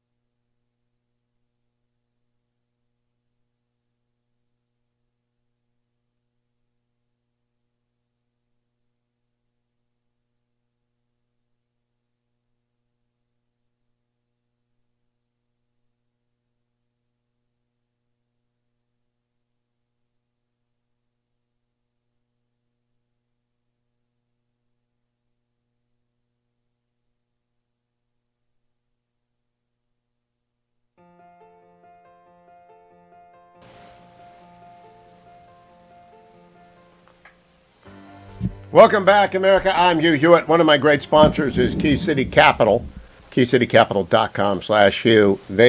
You've got to be a qualified investor. This is not an offer to sell securities, but I do like to talk to Charlie Dombek every couple of weeks to find out how my money's doing. Good morning, Charlie. How are you? Good morning, Hugh. Great to be here. Doing quite well, thank you. How's my money doing? It's doing well. You're in workforce rental housing, and there is just a tremendous demand for that product right now nationwide.